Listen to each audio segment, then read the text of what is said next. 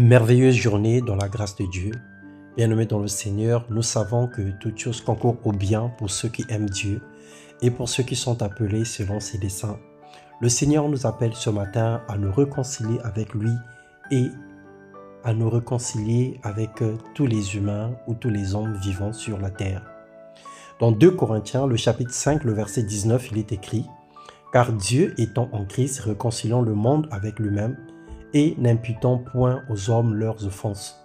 Il a mis en nous la parole de la réconciliation. » Bien-aimés dans le Seigneur, la réconciliation est une démarche obligatoire et non optionnelle.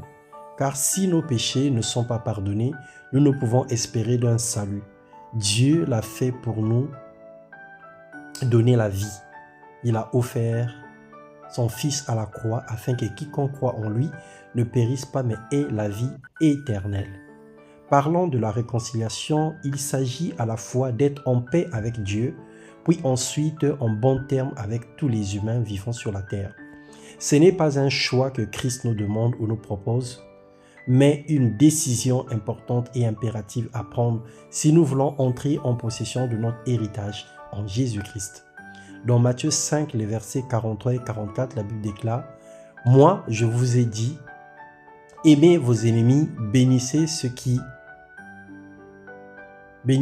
vous maudissent, faites du bien à ceux qui vous haïssent et priez pour ceux qui vous maltraitent et qui vous persécutent. » Se réconcilier, c'est aussi avoir un cœur libre de toute amertume avec toute personne vivant sur terre, je voulais dire, et de ne pas retenir la faute des autres.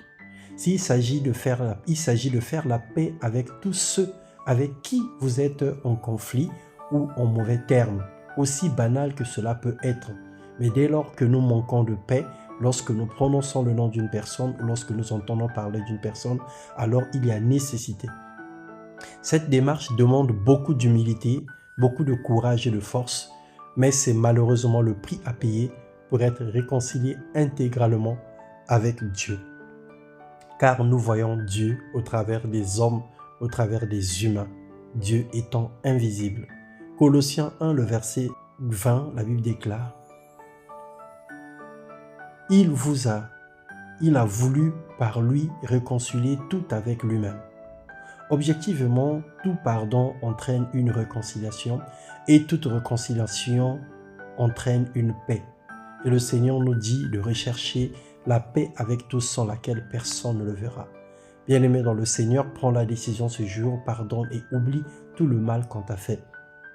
Dieu voit à quel point c'est douloureux, Dieu sait à quel point c'était difficile, mais il t'encourage à pardonner. Car Christ pouvait refuser d'aller à la croix, lui qui était innocent, lui qui n'avait rien fait mais qui a accepté tout ce châtiment pour que toi et moi nous ayons la vie et que nous soyons réconciliés avec le Père. Alors ne refuse le pardon à personne et ne ferme la porte à personne. Que Dieu nous comble de son amour et de son esprit de pardon et que sa paix inonde nos cœurs dans le nom puissant de Jésus. Soyez réconciliés, soyez des hommes et des femmes pacifiques autour de vous, dans vos familles, dans tout lieu où vous vivrez, dans le nom de Jésus-Christ. Amen.